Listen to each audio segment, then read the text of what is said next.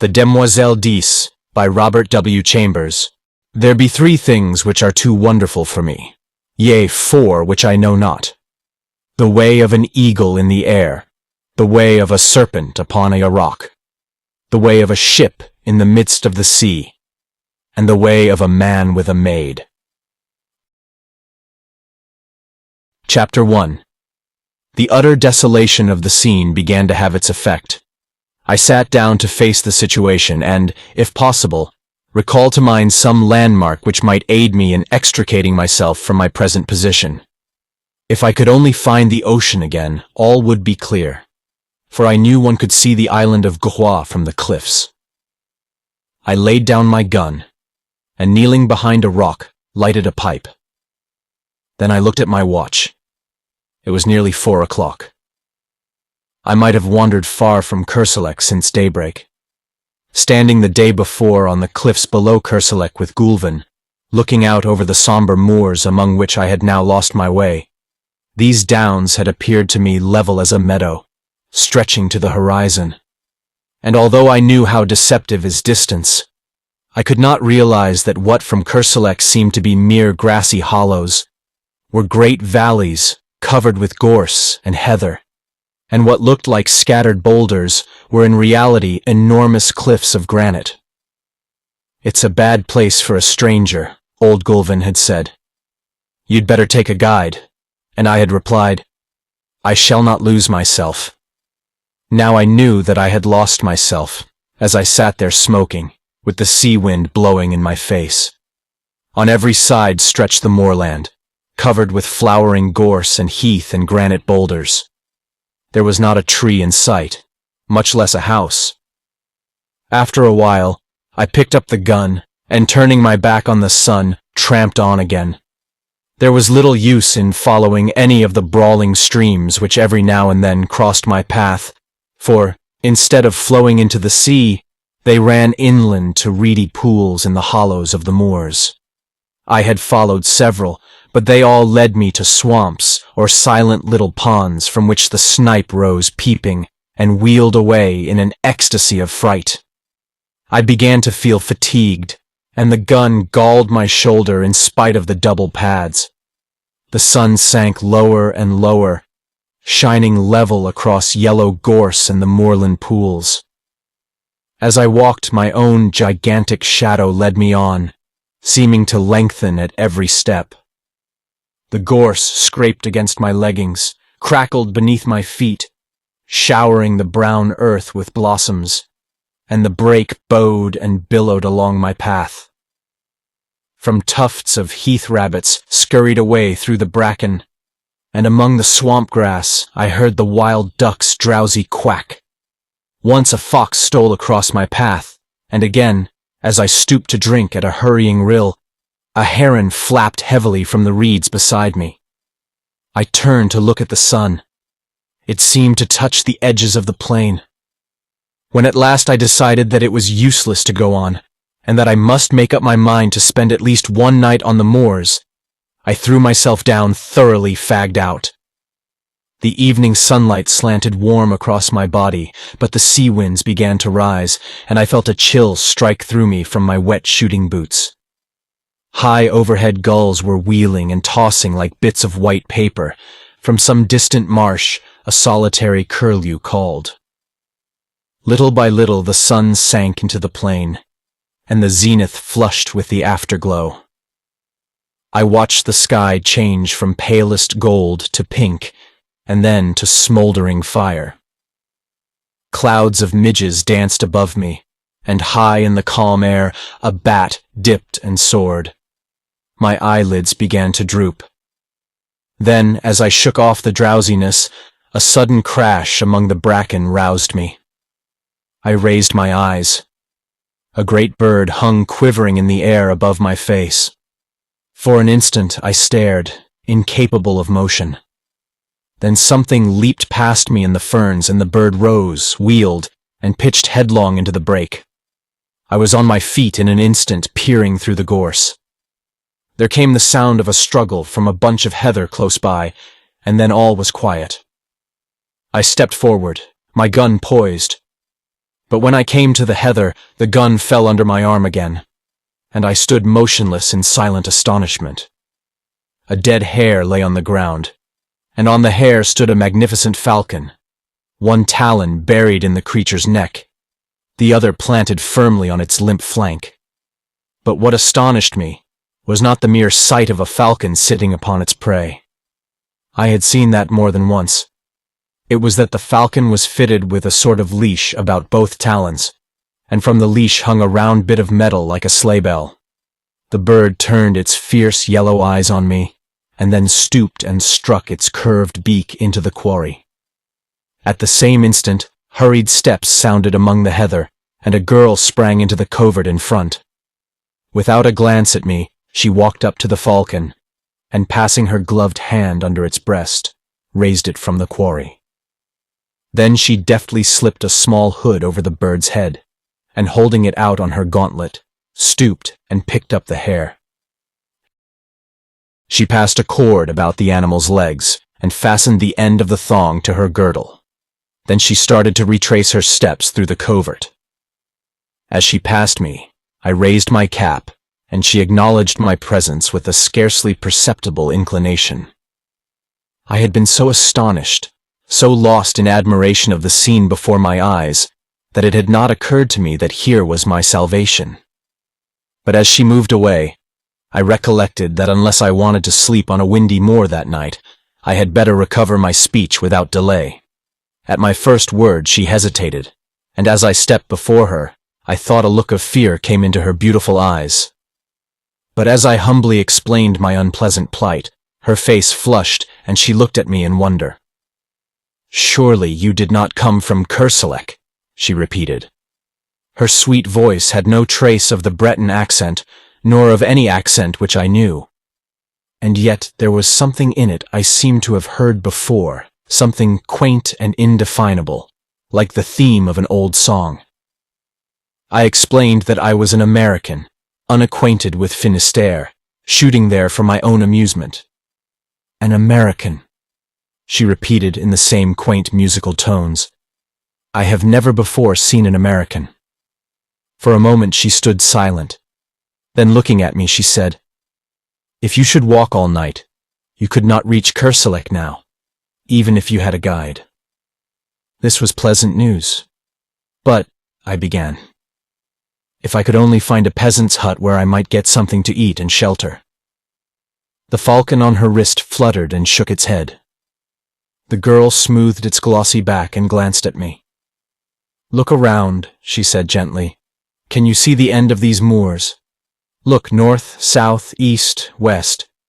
Can you see anything but moorland and bracken?" "No," I said. "The moor is wild and desolate. It is easy to enter, but sometimes they who enter never leave it. There are no peasants' huts here." "Well," I said, "if you will tell me in which direction Kerselec lies, tomorrow it will take me no longer to go back than it has to come." She looked at me again with an expression almost like pity. "Ah," she said, "to come is easy and takes hours. To go is different, and may take centuries." I stared at her in amazement, but decided that I had misunderstood her. Then, before I had time to speak, she drew a whistle from her belt and sounded it. "Sit down and rest," she said to me. "You have come a long distance and are tired." She gathered up her pleated skirts, and motioning me to follow, picked her dainty way through the gorse to a flat rock among the ferns. "They will be here directly," she said, and taking a seat at one end of the rock, invited me to sit down on the other edge. The afterglow was beginning to fade in the sky, and a single star twinkled faintly through the rosy haze. A long, wavering triangle of waterfowl drifted southward over our heads, and from the swamps around plover were calling. "They are very beautiful, these moors," she said quietly. "Beautiful, but cruel to strangers," I answered. "Beautiful and cruel," she repeated dreamily. "Beautiful and cruel. Like a woman," I said stupidly. "Oh," she cried with a little catch in her breath and looked at me. Her dark eyes met mine, and I thought she seemed angry or frightened. Like a woman, she repeated under her breath. How cruel to say so. Then after a pause, as though speaking aloud to herself, how cruel for him to say that. I don't know what sort of an apology I offered for my inane, though harmless speech, but I know that she seemed so troubled about it that I began to think I had said something very dreadful without knowing it, and remembered with horror the pitfalls and snares which the French language sets for foreigners. While I was trying to imagine what I might have said, a sound of voices came across the moor, and the girl rose to her feet. No, she said with a trace of a smile on her pale face. I will not accept your apologies, monsieur. But I must prove you wrong, and that shall be my revenge. Look, here come Hastur and Raoul. Two men loomed up in the twilight. One had a sack across his shoulders, and the other carried a hoop before him as a waiter carries a tray. The hoop was fastened with straps to his shoulders, and around the edge of the circlet sat 3 hooded falcons fitted with tinkling bells. The girl stepped up to the falconer, and with a quick turn of her wrist, transferred her falcon to the hoop, where it quickly sidled off and nestled among its mates, who shook their hooded heads and ruffled their feathers till the belled jesses tinkled again. The other man stepped forward, and bowing respectfully took up the hare and dropped it into the game sack. These are my piqueurs, said the girl, turning to me with a gentle dignity. Raoul is a good fauconnier, and I shall someday make him grand veneur. Hastur is incomparable. The 2 silent men saluted me respectfully. Did I not tell you, monsieur, that I should prove you wrong? She continued. This then is my revenge, that you do me the courtesy of accepting food and shelter at my own house. Before I could answer, she spoke to the falconers, who started instantly across the heath, and with a gracious gesture to me she followed. I don't know whether I made her understand how profoundly grateful I felt, but she seemed pleased to listen as we walked over the dewy heather. Are you not very tired? She asked. I had clean forgotten my fatigue in her presence, and I told her so. Don't you think your gallantry is a little old-fashioned? She said. And when I looked confused and humbled, she added quietly, Oh, I like it. I like everything old-fashioned, and it is delightful to hear you say such pretty things. The moorland around us was very still now under its ghostly sheet of mist. The plover had ceased their calling. The crickets and all the little creatures of the fields were silent as we passed, yet it seemed to me as if I could hear them beginning again far behind us. Well in advance, the 2 tall falconers strode across the heather, and the faint jingling of the hawk's bells came to our ears in distant murmuring chimes. Suddenly, a splendid hound dashed out of the mist in front, followed by another and another until 6 or more were bounding and leaping around the girl beside me. She caressed and quieted them with her gloved hand, speaking to them in quaint terms which I remembered to have seen in old French manuscripts. Then the falcons on the circlet borne by the falconer ahead began to beat their wings and scream, and from somewhere out of sight the notes of a hunting horn floated across the moor. The hounds sprang away before us and vanished in the twilight. The falcons flapped and squealed upon their perch, and the girl, taking up the song of the horn, began to hum. Clear and mellow her voice sounded in the night air.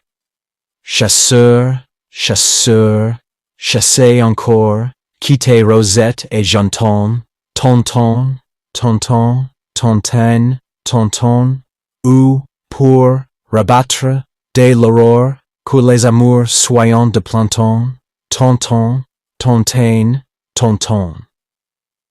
As I listened to her lovely voice, a gray mass which rapidly grew more distinct loomed up in front, and the horn rang out joyously through the tumult of the hounds and falcons. A torch glimmered at a gate, a light streamed through an opening door, and we stepped upon a wooden bridge which trembled under our feet and rose creaking and straining behind us as we passed over the moat and into a small stone court, walled on every side. From an open doorway, a man came, and bending in salutation, presented a cup to the girl beside me. She took the cup and touched it with her lips, then lowering it, turned to me and said in a low voice, I bid you welcome. At that moment one of the falconers came with another cup, but before handing it to me, presented it to the girl, who tasted it. The falconer made a gesture to receive it, but she hesitated a moment and then, stepping forward, offered me the cup with her own hands. I felt this to be an act of extraordinary graciousness, but hardly knew what was expected of me, and did not raise it to my lips at once. The girl flushed crimson. I saw that I must act quickly.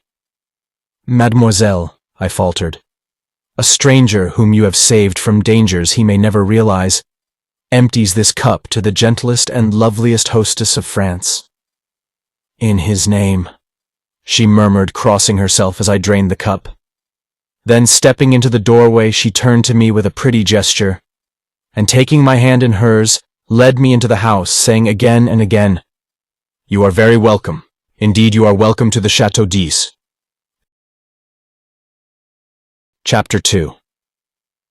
I awoke next morning with the music of the horn in my ears, and leaping out of the ancient bed, went to a curtained window where the sunlight filtered through little deep-set panes. The horn ceased as I looked into the court below. A man who might have been brother to the two falconers of the night before stood in the midst of a pack of hounds. A curved horn was strapped over his back, and in his hand he held a long lashed whip. The dogs whined and yelped, dancing around him in anticipation. There was the stamp of horses, too, in the walled yard. "Mount!" cried a voice in Breton, and with a clatter of hoofs, the two falconers, with falcons upon their wrists, rode into the courtyard among the hounds. Then I heard another voice, which sent the blood throbbing through my heart. "Piriou Louis, hunt the hounds well, and spare neither spur nor whip. Thou Raoul, and thou Gaston, see that the épervier does not prove himself niais, and if it be best in your judgment, faites courtoisie à l'oiseau. Jardiner un oiseau, like the mew there on Hastur's wrist, is not difficult. But thou, Raoul, mayest not find it so simple to govern that Hagar. Twice last week he foamed au vif and lost the becade, although he is used to the lure. The bird acts like a stupid branchier. Paître un Hagar n'est pas si facile." Was I dreaming? The old language of falconry which I had read in yellow manuscripts, the old forgotten French of the Middle Ages, was sounding in my ears, while the hounds bayed and the hawks' bells tinkled accompaniment to the stamping horses. She spoke again in the sweet, forgotten language. "If you would rather attach the longue and leave thy haggard au bloc, Raoul, I shall say nothing. For it were a pity to spoil so fair a day's sport with an ill-trained sores. Essime abaisse, it is possibly the best way. Qu'à lui donnera des reins." I was perhaps hasty with the bird. It takes time to pass à la filière, and the exercises d'escape. Then the falconer Raoul bowed in his stirrups and replied, "If it be the pleasure of Mademoiselle, I shall keep the hawk." "It is my wish," she answered. "Falconry I know, but you have yet to give me many a lesson in autourserie, my poor Raoul. Sieur Piriou Louis, mount." The huntsman sprang into an archway, and in an instant returned, mounted upon a strong black horse, followed by a piqueur also mounted. "Ah!" she cried joyously. "Speed, Glemarec René! Speed! Speed all! Sound thy horn, Sieur Piriou!" The silvery music of the hunting horn filled the courtyard. The hounds sprang through the gateway, and galloping hoofbeats plunged out of the paved court, loud on the drawbridge, suddenly muffled, then lost in the heather and bracken of the moors. Distant and more distant sounded the horn, until it became so faint that the sudden carol of a soaring lark drowned it in my ears. I heard the voice below responding to some call from within the house. "I do not regret the chase. I will go another time. Courtesy to the stranger, Pelagie. Remember." And a feeble voice came quavering from within the house. "Courtoisie." I stripped and rubbed myself from head to foot in the huge earthen basin of icy water which stood upon the stone floor at the foot of my bed. Then I looked about for my clothes. They were gone.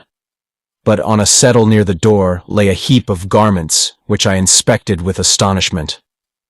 As my clothes had vanished, I was compelled to attire myself in the costume which had evidently been placed there for me to wear, while my own clothes dried.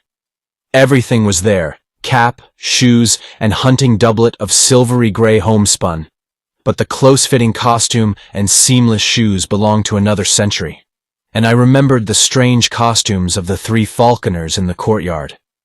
I was sure that it was not the modern dress of any portion of France or Brittany.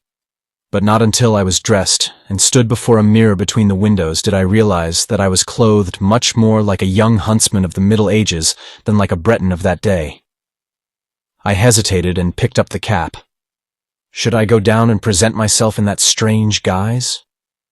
There seemed to be no help for it. My own clothes were gone, and there was no bell in the ancient chamber to call a servant. So I contented myself with removing a short hawk's feather from the cap, and opening the door went downstairs. By the fireplace in the large room at the foot of the stairs, an old Breton woman sat spinning with a distaff. She looked up at me when I appeared, and smiling frankly, wished me health in the Breton language, to which I laughingly replied in French.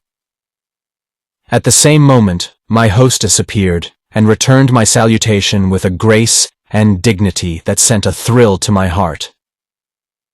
Her lovely head, with its dark curly hair, was crowned with a headdress which set all doubts as to the epoch of my own costume at rest. Her slender figure was exquisitely set off in the homespun hunting gown edged with silver, and on her gauntlet-covered wrist she bore one of her petted hawks. With perfect simplicity she took my hand and led me into the garden in the court, and seating herself before a table, invited me very sweetly to sit beside her. Then she asked me in her soft, quaint accent how I had passed the night, and whether I was very much inconvenienced by wearing the clothes which old Pelagie had put there for me while I slept. I looked at my own clothes and shoes, drying in the sun by the garden wall, and hated them. What horrors they were compared with the graceful costume which I now wore. I told her this laughing, but she agreed with me very seriously. "We will throw them away," she said in a quiet voice. In my astonishment, I attempted to explain that I not only could not think of accepting clothes from anybody, although for all I knew it might be the custom of hospitality in that part of the country, but that I should cut an impossible figure if I returned to France clothed as I was then. She laughed and tossed her pretty head, saying something in old French which I did not understand, and then Pelagie trotted out with a tray on which stood 2 bowls of milk, a loaf of white bread, fruit, a platter of honeycomb, and a flagon of deep red wine. "You see, I have not yet broken my fast because I wished you to eat with me, but I am very hungry," she smiled. "I would rather die than forget one word of what you have said," I blurted out while my cheeks burned. "She will think me mad," I added to myself, but she turned to me with sparkling eyes. "Ah," she murmured, "then monsieur knows all that there is of chivalry." She crossed herself and broke bread. I sat and watched her white hands, not daring to raise my eyes to hers. "Will you not eat?" she asked. "Why do you look so troubled?" Ah, why?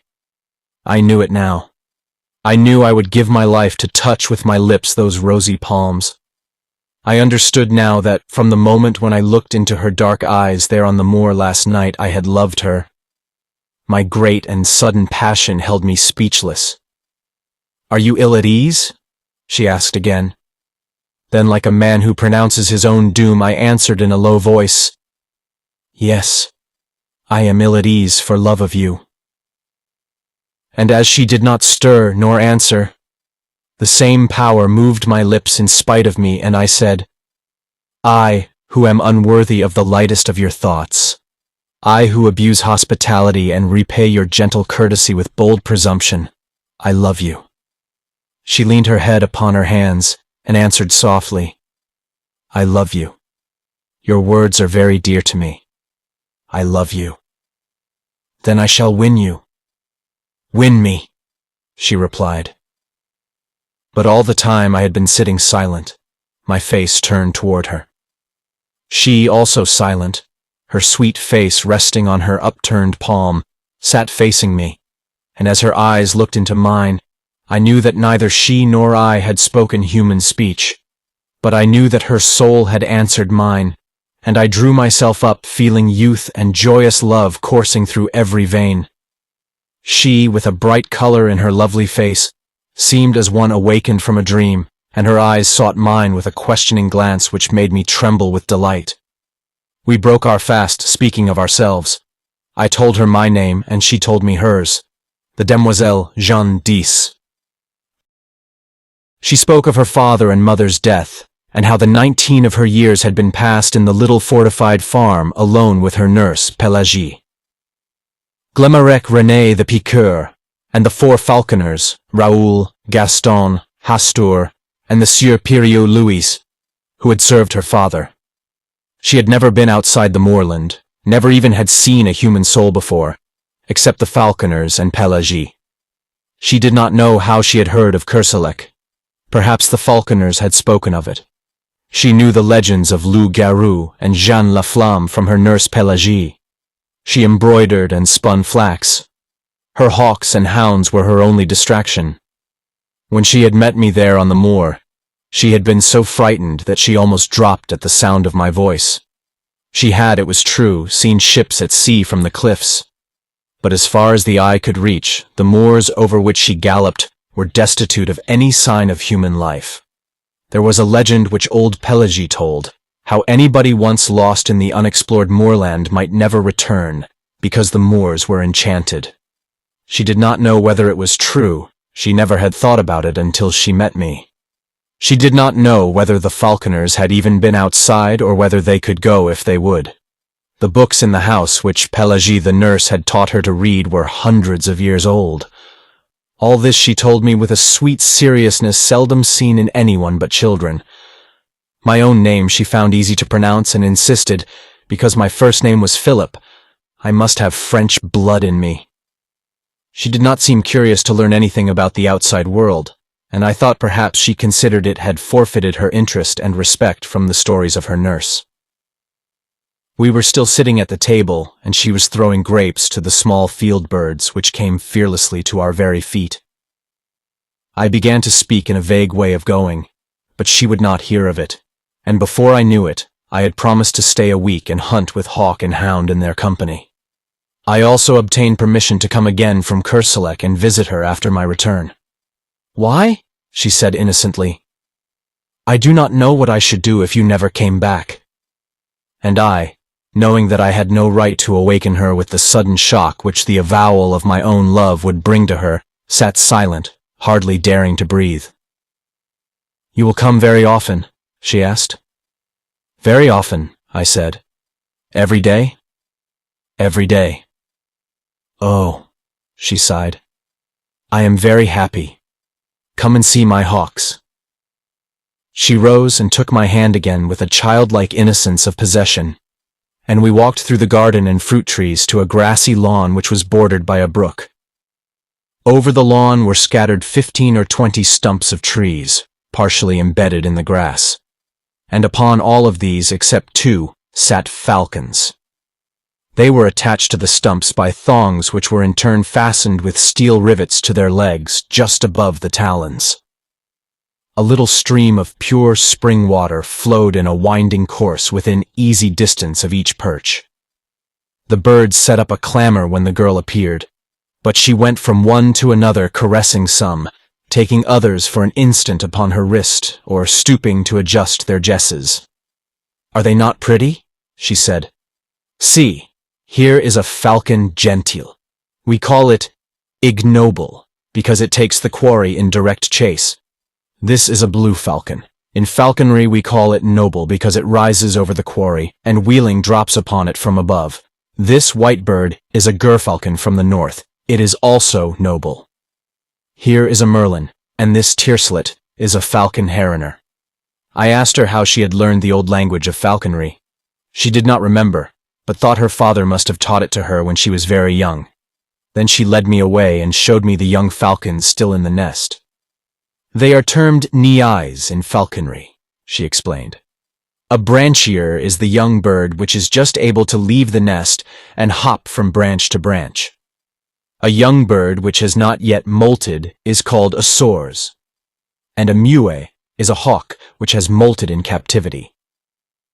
When we catch a wild falcon which has changed its plumage, we term it a haggard.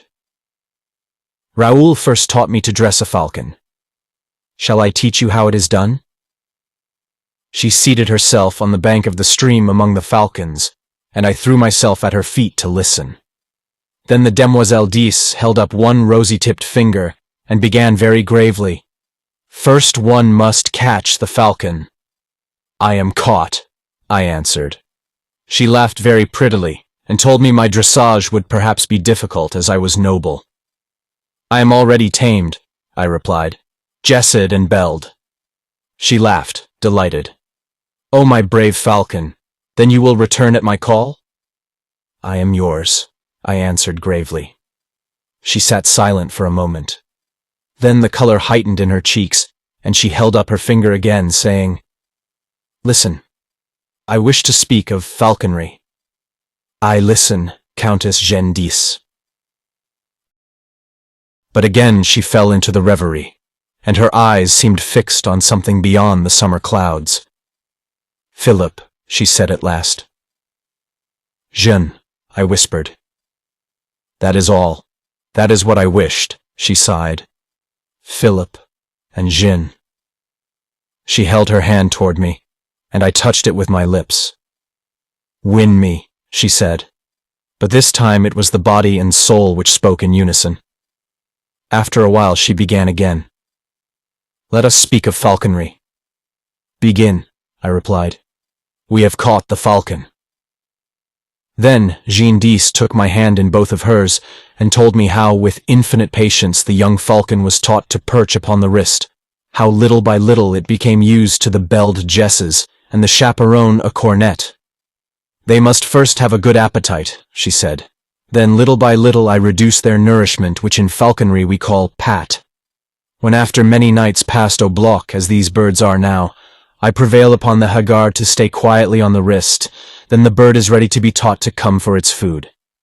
I fix the pat to the end of a thong or lure, and teach the bird to come to me as soon as I begin to whirl the cord in circles about my head. At first I drop the pat when the falcon comes, and he eats the food on the ground. After a little, he will learn to seize the lure in motion as I whirl it around my head, or drag it over the ground. After this, it is easy to teach the falcon to strike at game, always remembering to faire courtoisie à l'oiseau, that is, to allow the bird to taste the quarry. A squeal from one of the falcons interrupted her, and she arose to adjust the long which had become whipped about the block, but the bird still flapped its wings and screamed. What is the matter? She said. Philip, can you see? I looked around, and at first saw nothing to cause the commotion which was now heightened by the screams and flapping of all the birds. Then my eye fell upon the flat rock beside the stream from which the girl had risen. A gray serpent was moving slowly across the surface of the boulder, and the eyes in its flat triangular head sparkled like jet. A couleuvre, she said quietly. It is harmless, is it not? I asked. She pointed to the black V-shaped figure on the neck. It is certain death, she said. It is a viper. We watched the reptile moving slowly over the smooth rock to where the sunlight fell in a broad, warm patch. I started forward to examine it, but she clung to my arm, crying, Don't, Philip, I am afraid. For me? For you, Philip. I love you. Then I took her in my arms and kissed her on the lips, but all I could say was, Jeanne, Jeanne, Jeanne. And as she lay trembling on my breast, something struck my foot in the grass below, but I did not heed it. Then again, something struck my ankle, and a sharp pain shot through me. I looked into the sweet face of Jeanne and kissed her, and with all my strength, lifted her in my arms and flung her from me. Then bending, I tore the viper from my ankle and set my heel upon its head. I remember feeling weak and numb. I remember falling to the ground. Through my slowly glazing eyes, I saw Jeanne's white face bending close to mine. And when the light in my eyes went out, I still felt her arms about my neck and her soft cheek against my drawn lips. When I opened my eyes, I looked around in terror. Jeanne was gone. I saw the stream and the flat rock. I saw the crushed viper in the grass beside me. But the hawks and blocks had disappeared. I sprang to my feet. The garden, the fruit trees, the drawbridge, and the walled court were gone. I stared stupidly at a heap of crumbling ruins, ivy-covered and gray, through which great trees had pushed their way. I crept forward, dragging my numbed foot, and as I moved, a falcon sailed from the treetops among the ruins, and soaring, mounting in narrowing circles, faded and vanished in the clouds above. "Jeanne! Jeanne!" I cried. But my voice died on my lips, and I fell on my knees among the weeds. And as God willed it, I, not knowing, had fallen kneeling before a crumbling shrine carved in stone for our Mother of Sorrows. I saw the sad face of the Virgin wrought in the cold stone. I saw the cross and thorns at her feet, and beneath it I read, "Pray for the soul of the Demoiselle Jeanne, who died in her youth for love of Philip, a stranger. Anno Domini, 1573. But upon the icy slab lay a woman's glove still warm and fragrant. Thank you for listening. If you like our recordings, consider liking this video and subscribing to our channel so you don't miss any more audiobooks.